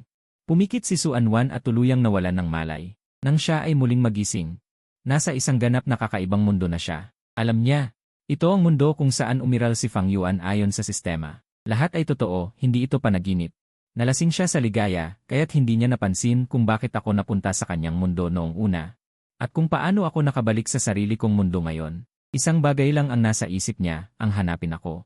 Dahil sa tulong ng sistema, mabilis siyang nakarating sa baba ng aking bahay. Sa pag-iisip na makikita na niya si Fang Yuan. Si Suanwan ay biglang naging nerbiyoso, parang isang dalagang makikipagkita sa kanyang minamahal. Hindi niya napigilan ang pamumula ng kanyang mukha. Naisip niya na katawa-tawa siya. Kailan pa siya naging ganito kaingat at mahiyain? Sa kanyang sariling mundo, siya ang pinagpala ng langit, lahat ng bagay sa mundo. Kung gusto niya, nasa kanya. Ngayon, naghihintay siya sa baba ng gusali dahil sinabi sa kanya ng sistema na ito ang tanging daan na dadaanan ko pauwi araw-araw. Hindi nagtagal, nakita nga ni Suanwan ang pamilyar na anino. May dalang isang supot ng prutas, patungo siya sa kanyang direksyon. Ilang araw lamang ang nakalipas. Mas maganda ang aking kutis kumpara noon. Magaang ang aking mga hakbang, may ngiti sa aking mga labi. Tila nasa mabuting kalooban ako. Hakbang-hakbang akong lumapit sa kanya hanggang sa magkasalubong kami ng harapan. Tila ako'y naglalakad ng hindi nag-iingat at bigla akong bumangga sa kanyang kandungan. Ang aking ilong ay tumama sa isang pader na gawa ng tao. Medyo napahiya ako. Habang hinihimas ang aking ilong, humingi ako ng tawad, pasensya na, pasensya na. Nahulog ang mga prutas mula sa aking mga kamay. Habang pinupulot ang mga ito, tahimik akong nagbubulong-bulungan. Huwag sana masira ang mga persimmon na ito dahil ito ang paboritong kainin ni Shuking. Pag-angat ko ng aking ulo matapos pulutin ang mga prutas. Nagtagpo ang aming mga mata. Sa takot, ilang hakbang akong umatras. Bakit narito si Suanwan? Nang makita ang labis na pagkagulat sa aking mga mata, siya'y nagulat at natuwa. Sa susunod na sandali, nais niya akong yakapin. Fang Yuan, ikaw ba talaga? Bago pa man ako makapag-react, niyakap na niya ako ng mahigpit. Ang hangin ay puno ng pamilyar na amoy ng dalandan. Bigla akong natauhan at tumunog ang alarm sa aking puso. Siya nga. Bigla ko siyang itinulak palayo at ang aking boses ay may halong pagkainis. Bakit ka na parito? Tila nasaktan siya ng aking pag-ugali. Inakala ni Suanwan na matutuwa ako. Ngunit hindi niya inaasahan ang ganitong reaksyon. Fang Yuan, hinanap kita. Hindi ka ba masaya? Inayos niya ang kanyang damit at mahinang nagsalita. Hindi ko alam kung paano mo ako natagpuan, pero nagsimula na ako ng bagong buhay. Kaya't huwag mo na akong gambalain. Bakit ganito? Bakit ganito ang reaksyon niya? Hindi makapaniwala si Suanwan. Ngunit mabilis siyang natauhan. Noong una, kinuha niya ang aking puso para sa ibang lalaki at pagkatapos ay nagsisi. Tiyak na galit pa rin siya sa akin. Galit talaga siya. Sa pag-isip na yon, agad siyang humingi ng tawad. Pasensya na. Fang Yuan, kasalanan ko ang lahat ng dati. Napakinggan ko na ang recording na ibinigay mo sa akin. Ang mga nangyari noon ay pagkakamali ko sa iyo. Pumunta ako rito upang sabihin sa iyo, ang totoo, ang taong gusto ko palagi ay ikaw. Mapapatawad mo ba ako? Kapag pinatawad mo ako, babayaran kita sa natitirang buhay ko. Fang Yuan, maniwala ka sa akin. Maaari ba tayong magsimulang muli? Sa pakikinig sa kanyang taos-pusong paghingi ng tawad, natawa na lang ako. Naunawaan ko na kung bakit siya pumunta sa aking mundo. Marahil, tulad ko, nakatali siya sa sistema. Kahit hindi ko alam kung ano ang kanyang misyon. Pero wala na akong interes ngayon. Ang buhay ko ay nagsimula ng muli. Si Suanwan at ang mga tao at bagay sa dating sistema ay mga nakaraan na. At saka, hindi ko talaga nagustuhan si Suanwan. Si Song Shuking ay maaaring mabuhay muli. Ayokong maging sobrang malupit dahil kahit papaano ay may kinalaman siya rito. Suanwan, tapos na ang lahat sa atin. Hindi kita sinisisi. Hindi rin ito tungkol sa pagpapatawad. Dahil nakita mo na ang tunay na kulay ni Hanyu, sana ay mahanap mo ang tunay mong kaligayahan. Ngunit kahit sino pa ang mahalin mo, ang iyong kaligayahan ay hindi mapapasayo rito. Huwag mo na akong hanapin pa. Pagkasabi nito, dinala ko ang aking bag at umalis na diretsyo. Tinitigan ako ni Suanwan habang papalayo, medyo nalilito. Hindi niya maintindihan. Bakit parang ibang tao na ako sa maikling panahon? Inakala niya na sa muling pagkikita, ako ay magiging kasing excited niya. O kaya'y iyak o magrereklamo. Pero wala akong sinabi. Malamig ang aking pagtugon na parang hindi ko siya nakilala kailanman. Bakit ganito? Hindi maintindihan ni Suanwan. Kaya't inaliw na lang niya ang sarili. Tiyak na masyado siyang galit kaya ayaw niyang magsalita. Hanggat humingi ako ng tawad. Tiyak na gagawin niya ulit ang dati. Hindi ito madali. Noon, 5 taon akong naging mabuti sa kanya. Ngayon, nagsisimula pa lang. Hindi ba't may 3 buwan pa? Sa natitirang 3 buwan, Tiyak na tatanggapin niya ako. Pagkahiwalay namin ni Suanwan, nababalisa pa rin ako. Mukhang hindi pa niya alam ang tunay kong layunin noong nasa tabi siya. Kung ang kanyang sistema ay may kinalaman sa akin. Ibig bang sabihin ay palagi siyang nasa tabi ko? Medyo nababagabag ako. Ang nararamdaman ko para kay Suanwan ay masyadong komplikado upang ilarawan. Sa mesa, habang nagsusuot ng apron. At patungo sa kusina, Suking, binili ko ang paborito mong pagkain ngayon. Magluluto na ako. Magpahinga ka muna. Maya-maya ay kakain na tayo. Pagkasabi ko, ang sumagot sa akin ay isang malinaw at malinis na boses ng lalaki. Kumusta? Ako ay kasamahan ni Suking. Lumabas si Suking. Babalik siya mamaya. Lumingon ako sa narinig at ang bumungad sa akin ay isang matangkad at payat na figura. Ang taong dumating ay may magandang mukha. Ang kanyang ngiti ay napakasaya. Ang pangalan ko ay Kinsihaw. Pwede mo akong tawaging Sihaw. Dahil may proyekto kaming pag-uusapan ni Suking ngayon, sabay kaming pumunta. Ngunit hindi mo na kailangang maghanda ng hapunan. Lalabas na lang kami mamaya para kumain at sabay na ring pag-usapan ang trabaho. Nanigas ang ngiti sa aking mukha. Hindi ko maipaliwanag ang nararamdaman. Akala ko kaya kong tanggapin. Ang katotohanang nakalimutan ako ni Song Shuking ay maaaring maging epekto ng paru-paro na nagdudulot ng sunod-sunod na maliliit na katotohanan. Noon ko lang nalaman kung gaano kadelikado ang aking selos. Dati wala akong pakialam. Kung paano ako tratuhin ni Suanwan ay dahil hindi ko siya mahal. Ngunit sa sandaling ito, ang aking puso ay masakit na parang pinipigan ng isang limon, napakaasim. Kahit ganoon, kailangan ko pa ring pilitin ang isang ngiti para sumagot. Kumusta? Ako ang kasama niya sa kwarto. Ngayon, ang aking pagkakakilanlan ay kasama lang sa kwarto, wala man lang karapatang mainggit. Hindi nagtagal. Bumalik si Song Shuking, may bitbit na isang bag ng mga dalandan. Si Kinsihaw ang unang nagsalita sa kanya. Bumalik ka na, sinabi ko nang hindi mo kailangang magpunta pa. Hindi naman mahalaga kung kumain ako ng dalandan o hindi. Ngumiti ng bahagya si Song Shuking, mahinang sabi, okay lang. Hindi malayo, tara. Pagkasabi, pareho silang lalabas. Sa pag-alis, ang natitirang tingin ni Song Shuking ay napunta sa mga persimon sa mesa, bahagyang lumubog ang kanyang mga mata. Lumingon siya sa akin, napansin ang pagkabigo sa aking mukha, tumahimik saglit. Nagdesisyon siyang magsalita, iwan mo na lang ang mga persimon doon. Babalik ako mamaya para kainin. Nang marinig iyon, agad akong lumingon sa kanya, lumiwanag ang aking mga mata. Sige, hihintayin kita. Sa huli, mahalaga pa rin sa kanya ang aking nararamdaman. Siya ay napakabait na tao, kahit nakalimutan na niya ang bawat detalye tungkol sa akin. Mahalaga pa rin ako sa kanya. Ngumiti ako at inayos ang mga persimon isa-isa, pagkatapos ay kumuha ng isang pakete ng instant noodles. Binuksan at niluto para kainin. Matagal na akong hindi kumain ng instant noodles. Lumalabas na basta kasama ang taong mahal mo. Kahit kumain ng instant noodles ay masaya. Kinagabihan, bumalik si Song Shuking. Nakahiga ako sa sofa ng sala. Nang makita ko siyang dumating, agad akong tumayo. Kumusta ang pagkain? Tumango si Song Shuking, habang nagpapalit ng sapatos ay sinulyapan ang mga bag ng instant noodles sa kusina. Instant noodles lang ang kinakain mo sa gabi. Medyo nahiya ako at kinagat ang aking labi. Mag-isa lang naman ako, kaya kahit ano na lang. At matagal na rin akong hindi kumain ng instant noodles, masarap naman. Napatango si Song Shuking, umiling na lang. Hindi pwede na instant noodles lang ang hapunan. Mula ngayon, uwi na ako para kumain sa gabi, para hindi ka na mag-diet ng basta-basta. Nang marinig ang kanyang mga salita ng pag-aalala, namula ang aking mga mata. Dati, ganyan din siya mag-alala sa akin. 2 taon lang siyang mas matanda sa akin, pero mas mature at bihasa siya. Sa mga taong magkasama kami, siya ang laging nag-aalaga sa akin. Pinapasuot niya ako ng maraming damit para hindi ako ginawin. At araw-araw ay naghahanda siya ng gatas para sa akin, at lulutuin ang mga paborito kong ulam. Bago siya mamatay, hindi talaga ako marunong magluto. At sa loob ng 5 taon na yon, sa tabi ni Suanwan, natutunan ko lahat ng mga kasanayang ito sa pag-aalaga. Kakaiba. Bigla kong naalala ulit si Suanwan. Ang pag-ibig at lungkot ay isang siklo. Ang langit ang masamang kamay na kumokontrol sa siklong ito. Umiling ako, itinaboy ang kakaibang ideyang ito sa isip ko. Kinaumagahan. Paglabas ko pa lang, nakita ko si Suanwan na naghihintay sa ibaba ng gusali. Parang matagal na siyang naghihintay. Ang mahahabang pilik mata niya ay may mga patak ng hamog. Siya ay matangkad, may pinong mga tampok. Nakatayo sa loob ng subdivision, hindi siya bagay sa mga tao sa paligid. Nang makita niya akong lumabas, masayang lumapit si Suanwan sa akin, may dalang almusal. Pang Yuan. Inabot niya sa akin ang almusal, ang kanyang tono ay may pagmamakaawa. Ito ang lahat ng mga paborito mong pagkain. Ako mismo ang bumili. Habang nakatingin sa almusal na inabot sa akin, hindi ako makapagpilit ng kahit isang ngiti sa aking mukha. Napabuntong hininga ako ng walang magawa at muling seryosong nagsalita. Sinabi ko na sa'yo. Huwag mo na akong hanapin. Bakit hindi ka makinig? Tila nasaktan si Suanwan. Siya na laging mapagmataas, bihirang magpakumbaba. Gusto ko lang magpakabuti sa'yo. Itinulak ko ang kanyang kamay. Sinabi ko na hindi ko kailangan ang kabutihan mo. Suanwan, isa pang beses, hindi kita mapapatawad. Dahil hindi kita sinisi. Lumipas na ang mga nakaraan. Ngayon, nagsimula na ako ng bagong buhay. Sana ikaw din, okay. Medyo naiinip na ang aking tono.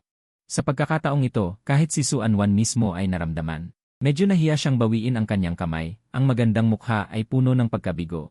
Fang Yuan, hindi ko maintindihan. Pwede kang magalit sa akin. Pwede mo akong kamuhian, pero pwede bang huwag mo akong baliwalain? Mahal na mahal mo ako dati. Paano biglang naging ganito ang lamig? Hanggang ngayon, ayaw ko nang magpanggap pa. Tinitigan ko siya ng seryoso, bawat salita ay binigkas. Suanwan. Wala akong minahal kailanman sa'yo, ngayon, maaari ka na bang umalis? Pagkasabi ko, tumalikod ako at lumakad ng hindi na lumingon. Ang mga salitang wala akong minahal kailanman sa'yo ay hindi parang si Meng Nian na mahigpit na nakakabit kay Suanwan, hindi niya matukoy kung ano ang totoo. At kung ano ang hindi. Imposible, hindi maaaring hindi niya mahal ang sarili niya. Ang bawat araw, bawat detalye ng 5 taong iyon ay hindi mukhang peke. Siya ba ay nagsisinungaling? Sinusubukan ba niya kung madali siyang susuko? Si Suanwan ay patuloy na naghihikayat sa sarili, tiyak na ganito ito. Tiyak na ganito. Kailangan niyang makipagkita sa kanya at personal na linawin ang bagay na ito. Sa mga sumunod na araw, palagi ko siyang nakikita sa ibaba, si Suanwan, kailangan ko siyang iwasan. Kaya bihira kaming magkasalubong ng harapan. Hanggang sa araw na ito ng Pasko, nag-ayos akong kumain kasama si Song Shukin sa restaurant. Ang hapunang ito ng Pasko ay inihanda ko ng matagal, natatakot akong tanggihan ako ni Song Shukin. Dahil kahit na magalang siya sa akin ngayon, laging may distansya. Nang marinig ko na tinanggap niya ang imbitasyon, hindi ko masabi kung gaano ako kasaya. Noong mga nakaraang Pasko, siya ay nagpapanggap na Santa Claus at naghahanda para sa akin. Sa pagkakataong ito, ako naman ang magbibigay sa kanya ng sorpresa. Kaya, maaga akong nagbihis bilang Santa Claus at naghintay sa restaurant para sa pagdating ni Song Shukin. Ang gabi ng Pasko ay napakaganda. Ang buong restaurant ay nalulunod sa saya. Nang dumating si Song Shukin, dala ko ang regalo. Tumatakbo ako ng pataas pababa papunta sa kanya. Tinignan ko siya nang buksan niya ang kahon, sa loob ay isang scarf. Ang aking tahi ay hindi gaanong sanay, kaya ang buong scarf ay baluktot-baluktot, hindi naman talaga maganda. Ngunit sa hindi malamang dahilan, nang makita ang scarf na ito, naramdaman ni Song Shukin na pamilyar at mainit ito. Napangiti siya at isinuot ang scarf sa kanyang leg, marahang nagpasalamat sa akin, salamat. Mainit ang scarf. Nang marinig ko ang kanyang tawa, ang aking puso ay mas matamis pa kaysa sa pulot. Lumingon ako para umupo, ngunit hindi ko napansin ang Christmas tree sa likod ko na biglang bumagsak. At ang direksyon ng pagbagsak ay patungo kay Song Shukin. Sa sandaling iyon, ang imahe ng aksidente ni Song Shukin ay biglang lumitaw sa aking harapan, ang kanyang maputlang mukha at duguan ay naging bangungot na sumasakit sa akin sa loob ng 5 taon. Sa pagkakataong ito, hinding-hindi ko hahayaang maulit ang trahedya. Sa saglit na yon, diretso akong sumugod kay Song Shukin. Sa isang malakas na boom, ang Christmas tree ay bumagsak ng buo, ngunit walang sakit na inaasahan. Pumikit ako, hindi ako natauhan ng matagal, hanggang sa mahina akong tinulak ni Song Shukin. Fang Yuan, okay ka lang? Binuksan ko ang aking mga mata. Saka ko lang nalaman, sa sandaling bumagsak ang Christmas tree, may humarang sa likod ko. Kaya hindi ako nasaktan. Sumigaw ang mga tao, tumawag ng ambulansya. May nasaktan, hindi ba siya nasa panganib? Mukhang maraming dugo ang kanyang ulo. Tumingin ako pababa, saka ko lang nakita, ang taong nakahiga sa lupa. Ay si Suanwan. Sa aking pandinig ay ang hiyaw ng maraming tao, at ang mga yabag. Tiningnan ko ang eksena sa harap ko, hindi mapakali ang aking isip, paano siya narito? Mabilis na dumating ang ambulansya, dinala siya sa ospital. Dahil walang nakakakilala sa kanya, kailangan kong sumama sa ambulansya papunta sa ospital. Sa daan, si Song Shukin, dahil nag-aalala, ay sumama rin sa ospital. Sa hallway, ang ilaw ng emergency room ay patuloy na kumikislap. Sa hallway, kami lang dalawa ni Song Shukin. Nakita ni Song Shukin na hindi maganda ang aking mukha, kusang nagsalita. Mukhang nag-aalala ka sa kanya. Kaibigan mo ba siya? Nagulat ako. Mabilis na umiling, hindi, dahil siya ay nasaktan dahil sa akin. Tumahimik kaming dalawa sandali, bigla akong tumingin kay Song Shukin. Shukin, gusto kitang kwentuhan ng isang istorya, papayag ka bang pakinggan? Tumango si Song Shukin. Huminga ako ng malalim at nagsimulang magsalita, 5 taon na ang nakakaraan. Si Song Shukin ay naaksidente, ang aking puso ay parang patay, balak kong sumama sa kanya. Ngunit sa sandaling iyon ay nag-aktibo ang sistema, sinabi ng sistema sa akin, kung magagawa ko ang 100 bagay para sa isang babae. Iyon ang dahilan kung bakit nakilala ko si Suanwan. Nitong 5 taon, ako ay nanatili bilang isang manliligaw. Sa tabi ni Suanwan, dahil sa ganitong paraan lamang hindi maghihinala ang mga tao. Noong una, galit si Suanwan sa akin. Laging inuutusan akong gumawa ng mga simpleng bagay, tulad ng paghatid sa kanya mula sa bar ng hating gabi, pagpila ng maaga para bumili ng almusal, at pagpapasaya sa lalaking gusto niya at iba pa. Napakarami ng mga simpleng bagay na ito kaya nakalimutan ko na. Ang huling bagay ay ibigay ang puso sa babaeng gusto ni Suanwan, si Hanyu. Alam mo ba, kapag natapos ko na ang 100 bagay, mamamatay ako sa mundong iyon. Kaya't kahit mag-donate man ako ng puso o hindi, mamamatay pa rin ako. Kahit kailanganin nila ang puso ko, basta makabalik ka lang. Pumayag ako. Mapait akong ngumiti. Masakit ba? Pero basta maisip ko lang na makikita kita, hindi na ganun kasakit. Shukin. Ang mga sinabi kong ito, naniniwala ka ba? May isip mo ba na marumi ako? Bahagyang bumuntong hininga si Song Shukin at tinapik ang balikat ko. Naniniwala ako sa'yo. Kahit hindi ko pa maalala ang mga nangyari dati, alam ko na ikaw ang pinakamahalagang tao sa buhay ko. Bigyan mo lang ako ng kaunting panahon, okay? Mariin akong tumango. Hihintayin kita. Hihintayin kita palagi. Bumukas ang pinto ng silid eksaminasyon. Inilabas ng nurse si Suanwan. Kamag-anak ba kayo ni Suanwan? Bahagyang nakonkosyon ang ulo niya. Kailangan siyang obserbahan sa ospital ng isang gabi. Pagkatapos kong makipag-usap sa nurse sa tabi, lumingon ako kay Song Shukin. Shukin, umuwi ka na muna. Sapat na ako rito. May trabaho ka pa bukas, kailangan mong magpahinga. At tungkol sa kanya rito. Sa tingin ko, oras na para makipag-usap sa kanya ng malinaw. Wala nang ibang sinabi si Song Shukin. Tumango lang siya at umalis. Sa loob ng silid, gising na si Suanwan. Nang makita akong pumasok, napaupo siya ng may pagkabahala. Pang Yuan, ayos ka lang ba? May nasaktan ba sayo? Hindi ko siya sinagot. Umupo na lang ako sa tabi niya. May gusto akong sabihin sayo. Hindi ko alam kung bakit. Sa pagkakita sa aking seryosong mukha, may hindi magandang pakiramdam si Suanwan. Parang noong pupunta ako sa operating room at nagpaalam sa kanya, isang paalam na magpakailanman. Umupo siya, mabigat ang tingin. Sabihin mo. Sa unang pagkakataon naramdaman ko na ang magsabi ng totoo ay napakahirap. Totoo, marami akong ginawa para kay Suanwan. Pero niloko ko rin siya. Ngayon, iniligtas niya ako, kaya may utang ako sa kanya. Hindi ko gusto ito. Suanwan, hindi kita nagustuhan kailanman. Ang paglapit ko sa iyo ay para sa ibang babae. Kasabay ng aking mga salita. Biglang nagbago ang kulay ng mukha ni Suanwan. Ang lungkot sa kanyang mga mata ay parang baging, mabilis na kumalat. Fang Yuan, nagsisinungaling ka, di ba? Para lang akong mawalan ng pag-asa. Kaya sinadya mong gumawa ng ganitong kasinungalingan. Hindi ako naniniwala. Wala akong paniniwalaan kahit isang salita.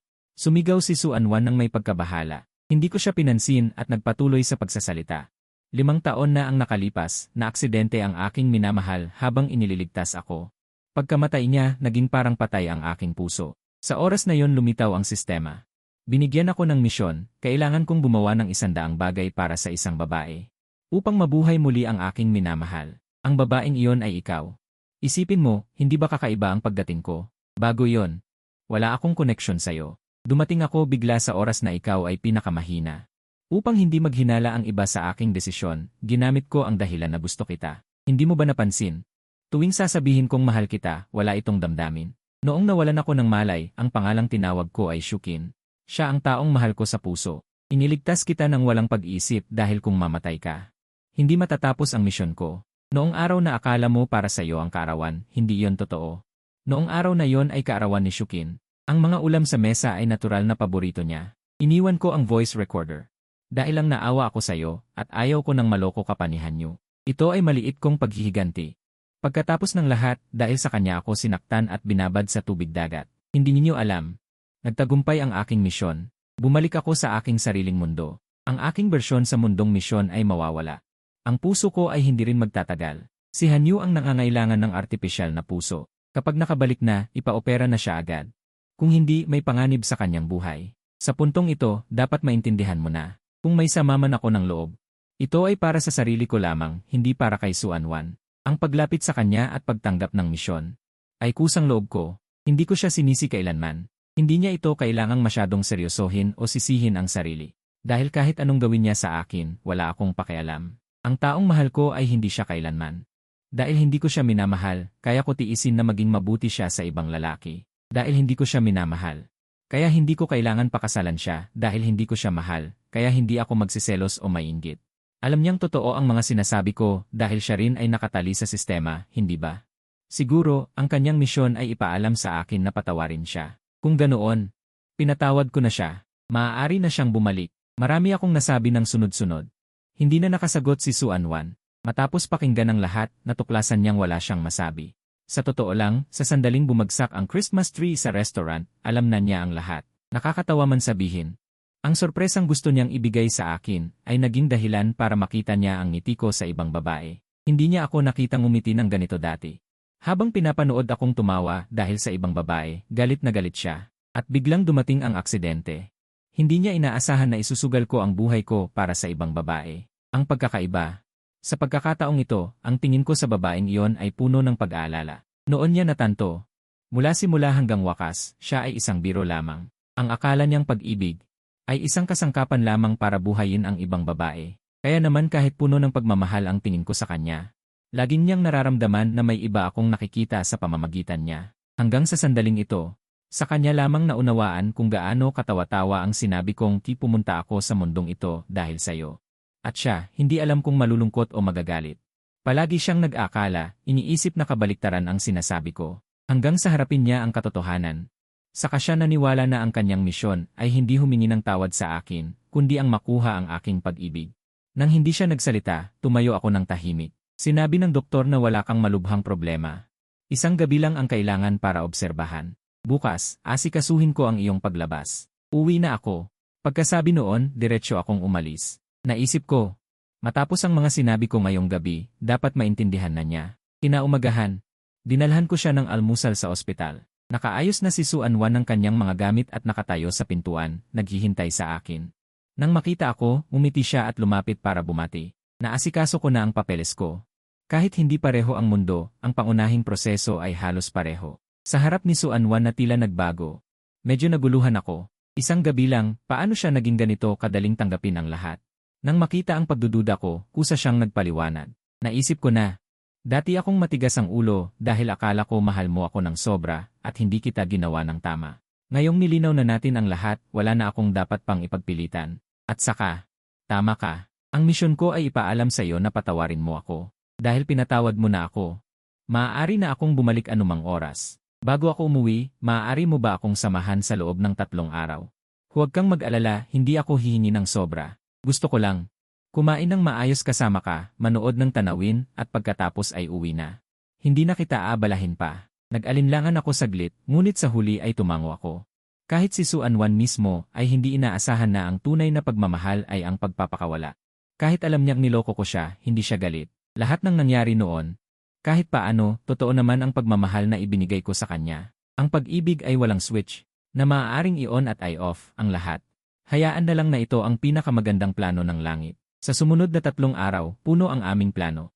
Sinamahan ko siya sa amusement park, sa gabi ay nanood kami ng fireworks. Gusto kong magluto para sa kanya. Dalhin siya sa mga kainan sa Luchang. Gusto kong bigyan siya ng regalo at pagkatapos ay magpaalam ng maayos. Matapos ayusin ang plano, sinimulan naming itong gawin. Sa loob ng maraming taon sa Luchang, bihira akong pumunta sa amusement park. Noong bata ako, walang pera. Nang lumaki at nagkapera, wala na ang tapang ko noong bata. Bago pumunta sa amusement park, tinanong ko si Song Shuking. Shuking, gusto mo bang sumama sa amin? Dahan-dahang umiling si Song Shuking. Huwag na, dahil gusto niyang makasama ka sa huling 3 araw, samahan mo na lang siya ng maayos. Sa kanyang pagiging mapagbigay, sa halip ay hindi ako mapalagay. Kung naalala niya ang lahat, siguradong susunod siya ng may pagkaseloso. Hindi na ako nagsalita pa. Nagbihis at lumabas. Naglakad kami sa kalsada, maraming nakatingin sa amin. Napakaganda ni Suanwan. Sa daan, hindi mabilang na mga binata ang tumingin sa amin. Medyo nahiya ako. Maliwanag na itinuturing kaming magkasintahan. Si Suanwan ay tahimik lang. May isang hindi ako nakita at lumapit para humingi ng numero.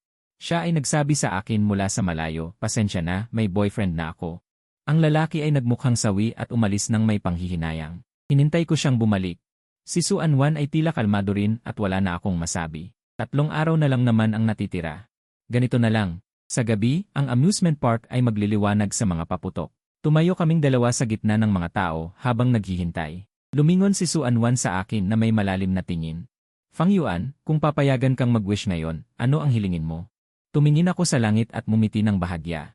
Sana si Shuking at ako ay magkasama magpakailanman. Ang pagkadismaya sa mga mata ni Suan Wan ay saglit na kumislap. Pagkatapos ay ngumiti siya sa langit. Ang hiling ko ay matupad ang lahat ng hiling ni Fang Yuan. Pagkasabi niyon, sumabog ang mga paputok sa himpapawid na nagpapaliwanag sa buong gabi na parang araw. Ang mga paputok na nagkakalat ay napakaganda, nakalulasing. Napatingin ako kay Suan Wan sa tabi ko. Parang may kumurot sa dibdib ko. Inalis ko ang tingin at muli kong tiningnan ang magagandang paputok sa langit. Isang araw, ayon sa kahilingan ni Suan Wan, ako mismo ang nagluto. Naghanda ako ng maraming putahe. Siya na karaniwang maselan sa pagkain ay puro papuri ngayon.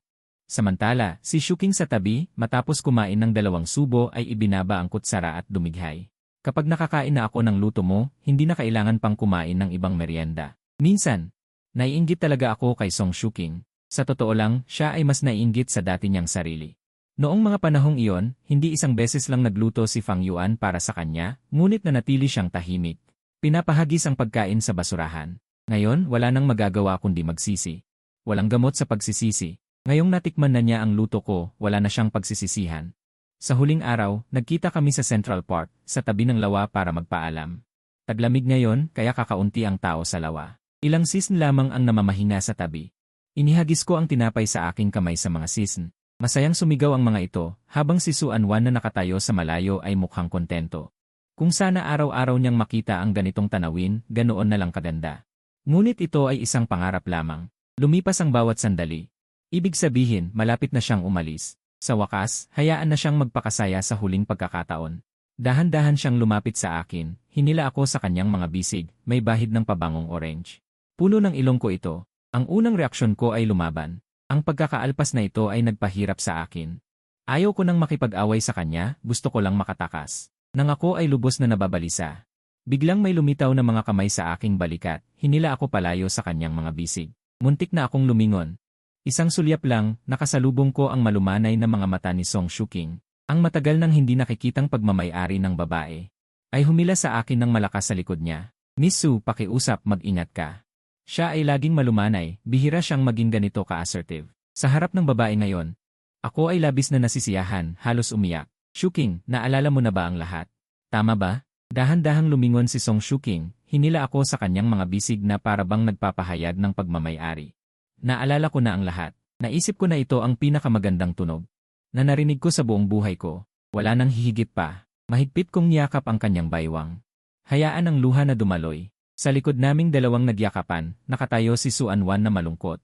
Natupad na ba ang kanyang hiling? Ang gusto niyang makita ay ang aking kaligayahan. Kahit na ang taong nagbigay sa akin ng kaligayahan ay hindi siya. Kaya naman, ano ang dapat niyang ikalungkot? Hindi niya sinabi sa akin ang totoo, ang kanyang misyong pag-ibig. Ay hindi lamang para patawarin ako. Ngunit hindi na yon mahalaga. Ngayon, alam niya na sa ibang mundo masaya akong namumuhay. Sapat na yon para sa kanya. Nang ma-realize ko na nakatayo pa rin si Suan Wan sa likod, ako ay natauhan. Lumabas ako sa mga bisig ni Song Shuking. Nagpaalam sa kanya, malapit ka nang umuwi, di ba? Sa mga susunod na araw, taos puso akong hiling na maging masaya ka. Bahagya siyang umiti, puno ng pagmamahal ang kanyang mga mata. Taos puso ko ring hiling na maging masaya ka. Pagkasabi niyon, narinig ni Suan Wan ang mekanikong boses ng sistema. Host, nabigo ang iyong misyong pag-ibig. Aalis ka na sa mundong ito. At mawawala sa iyo ang lahat ng ari-arian. Di nagtagal, naging malabo ang paningin ni Suan Wan. Pagkatapos ay nawalan siya ng malay. Sa tabi ng lawa habang pinapanood siyang mawala. Niyakap ko ng mahigpit si Song Shuking. Buti naman, naalala mo na ang lahat. Alam mo ba kung gaano ako natakot? Ngumiti si Song Shuking at hinawakan ang buhok ko. Ikaw, alam mo ba na mas natakot ako? Si Suan Wan ay isang napakalakas na katunggali. Natawa ako. Ikaw, natatakot ka rin pala. Ako'y natakot na hindi ka matatakot. Niyakap ko siya ng may pagmamahal. Paano naman? Sabi ko, kahit hindi ko maalala ang ating nakaraan, alam ko. Ikaw ang pinakamahalagang tao sa buhay ko. Tumango ng mariin si Song Shuking. Mula ngayon, hindi na tayo matatakot. Uwi na tayo. Tumaas si Song Shuking sa kanyang mga daliri. Dahan-dahang hinalikan ako sa labi. Sige, umuwi na tayo.